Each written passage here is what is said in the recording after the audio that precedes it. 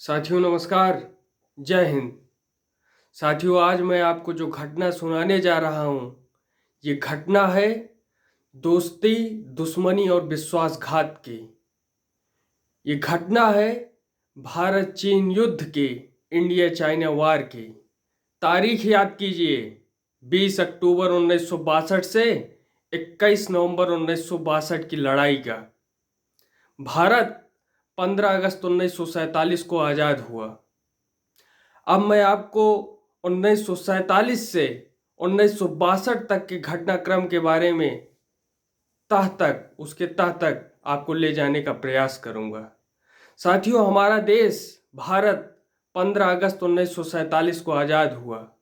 ठीक इसके 2 साल बाद लंबे संघर्ष के पश्चात चीन में माओ जेडोंग और चाउ एन लाई के नेतृत्व में साम्यवादी सरकार बनी।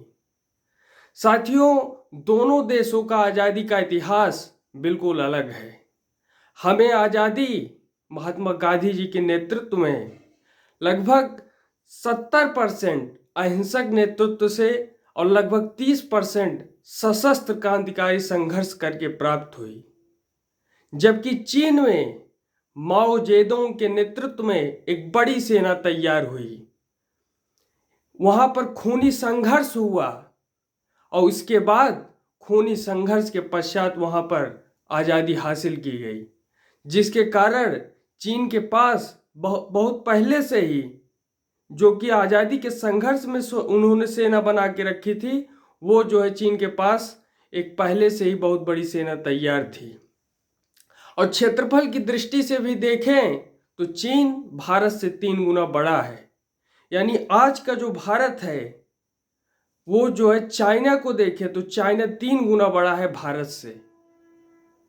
अब देखते हैं और समझने का प्रयास करते हैं कि चीन की वो दुष्चक्र और विस्तारवादी नीति क्या है, जिसके तहत उसने भारत के 42,735 वर्ग किलोमीटर जमीन को हथियाने की कोशिश की।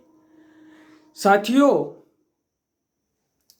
चीन 1949 को आज़ाद हुआ और ठीक उसके 1 साल बाद जब भारत ने साम्यवादी चीन को 1949 में मान्यता प्रदान कर दी, तो ठीक 1 साल बाद चाइना ने तिब्बत पर हमला किया। अब तिब्बत को आप समझिए, तिब्बत कहाँ है? हमारे तिब्बत उत्तर में, उत्तर पूर्व में तिब्बत जो है स्थित है। तिब्बत जो है भारत और चाइना दोनों के बीच में एक जगह का नाम है, जो कि जो है पहले स्वतंत्र देश था, बाद में जो है चीन ने इसे जो है अपना राज्य बना लिया और चीन ने इसे जो है कब्जा किया। पहले उसने जो है वहाँ पर जो है दलाई लामा थे और चीन जो है वहाँ पर जो है सेना की कमी थी और चीन ने जो है लगभग 1 साल के स्वतंत्रता के 1 साल के बाद ही उसने जो है वहाँ पर लड़ाई छेड़ दी और उसके बाद तिब्बत को उसने कब्जा कर लिया। प्रधानमंत्री नेहरू को इस पर आपत्ति जतानी थी, इसका उल्टा उन्होंने कि चीन की हिमायत की और पंचशील समझौते के तहत, जिसमें दुनिया भर की तमाम बातें कही गई, उसमें जो है भारत ने तिब्बत को चीन का राज्य मान लिया और जो तिब्बत में भारत के अधिकार थे उसे चीन के हाथों में सरेंडर कर दिया। ये राजनीतिक स्तर पर, कूटनीतिक स्तर पर भारत की पहली हार थी। अगर ये मामला यूएन में उठाया गया होता तो शायद तिब्बत आज़ाद देश होता और चीन हमारे बॉर्डर से सट के खड़ा न होता।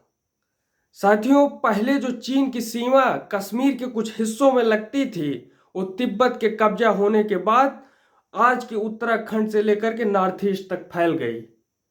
और इस पर सरदार पटेल साहब जी ने साफ चिट्ठी में लिखा कि हमें चीन ने जिस प्रकार आज़ादी पाई है, जिस प्रकार उसने सशस्त्र संघर्ष किया है, हमें पूरा विश्वास है कि वो जो है आगे लड़ाई लड़ेगा और घुसपैठ करने की कोशिश करेगा। और हमारे राजदूत के मन में चीन ने झूठी दिलासा देने में सफल रहा है। मुझे पक्का विश्वास है कि चीन धोखा देगा और हमारे नॉर्थ ईस्ट के राज्य कमज़ोर हैं। कमज़ोर क्यों हैं? क्योंकि आवाजाही की दृष्टि से हमारे साधन वहाँ के बहुत ही कमज़ोर हैं। और इस कारण वो क्षेत्र कमजोर है और इसलिए समस्याओं का तत्काल समाधान करना जरूरी है। बाकी स्थितियों को, सभी स्थितियों को बता पाना मेरे लिए थकान भरा होगा, सरदार पटेल जी ने चिट्ठी में लिखा था। और सरदार पटेल जी के इस पत्राचार के बाद स्थिति बिल्कुल स्पष्ट हो गई थी कि चीन की नीयत ठीक नहीं है और चीन को देखते हुए हमें फौजी तैयारी को बढ़ा देना चाहिए और ये बात बिल्कुल साफ हो गई थी। लेकिन नेहरू एंड कंपनी ने इसके ठीक जो है उसका उल्टा किया। ना तो उन्होंने विदेशी ताकतों की मदद से सेना को दुरुस्त किया। आपको बता दें उस समय नेहरू की वो साख विदेश में थी कि वो जिस पलड़े में झुक जाते उस पलड़ा भारी हो जाता। उनकी साख इतनी बेहतरीन थी, अगर वो रसिया या चाइना के खेमे में अगर जो है सेना की दुरुस्ती के लिए हथियार और औजार को मांगने का प्रयास करते तो भारत का जो है हथियार और औजार की जो सीमा है वो बिल्कुल दुरुस्त हो जाती। लेकिन ना तो उन्होंने विदेशी ताकतों की मदद से सेना का दुरुस्तीकरण किया और ना ही अंतर्राष्ट्रीय राजनीतिक स्तर पर चीन को घेरने की कोशिश की। फिर धीरे धीरे धीरे धीरे दौर बिगड़ता चला गया। चीन ने जो 1914 में ब्रिटिश इंडिया और तिब्बत और चीन ने मिल करके ट्रीटी पर साइन किया था कि हम मैकमहन लाइन को ही अपना सीमा रेखा मानते हैं, चीन ने उसे मानने से साफ इनकार कर दिया। कहा कि वो जो है ब्रिटिश साम्राज्यवादियों की एक चाल थी, हम इसको नहीं मानते। फिर धीरे धीरे हालात और बिगड़ने लगे। दोनों देशों की सीमाओं पर सेना की तैनाती होने लगी। भारत ने फॉरवर्ड पॉलिसी चलाई लेकिन उस पर कुछ काम नहीं किया। इसी बीच रक्षा मंत्री और बीके कृष्ण मेनन और जनरल थिमैया के बीच मतभेद भी हो गया। जनरल थिमैया और कैबिनेट सचिव की राय थी कि जितनी भी सेना की मजबूत टुकड़ियां हैं, खासकर जिस रेजिमेंट को पहाड़ी क्षेत्रों में युद्ध करने की ट्रेनिंग दी गई है, उन्हें तुरंत और तत्काल चीन के बॉर्डर पर तैनात कर देना चाहिए और हमें सेना की मजबूती के लिए कार्य भी करना। ये सारे सचिवों का एक साथ मत था।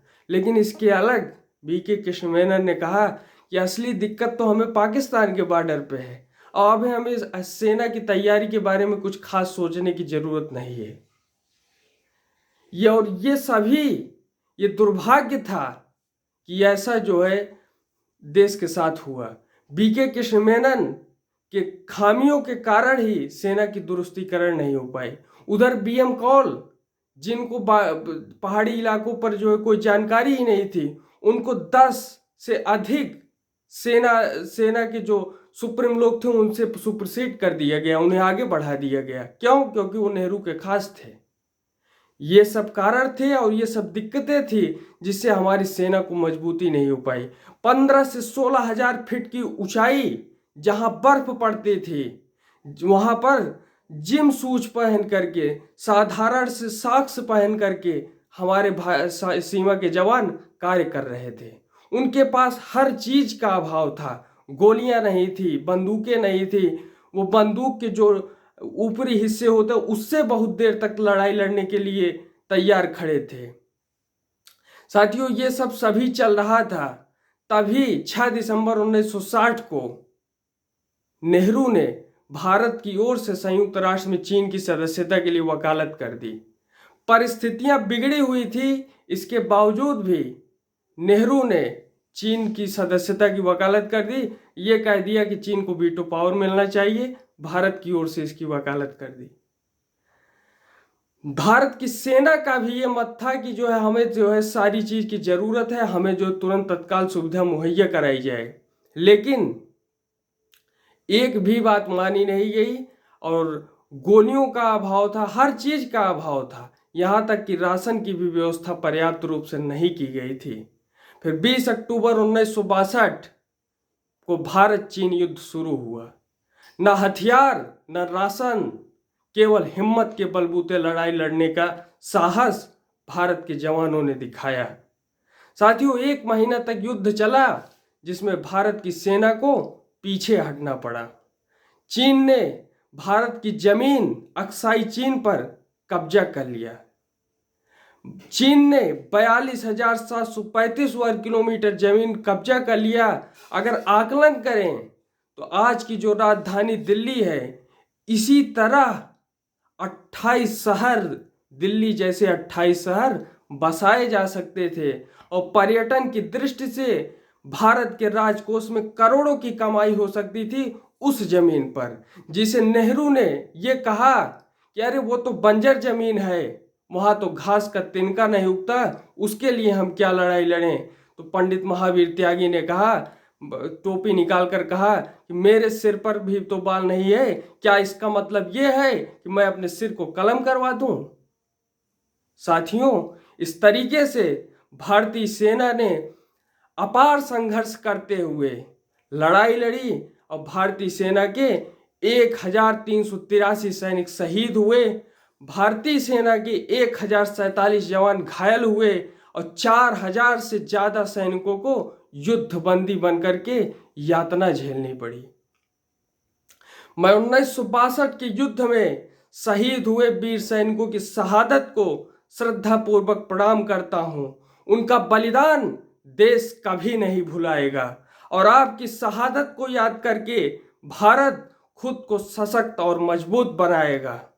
साथियों, आप 1962 की युद्ध में हिंदुस्तान की हार का कारण किसे मानते हैं, कमेंट बॉक्स में जरूर बताइएगा। हमारे देश के जवानों ने 1962 के बाद 1967 में युद्ध जीता, 1965 में युद्ध जीता, 1999 में युद्ध जीता, 1971 में युद्ध जीता।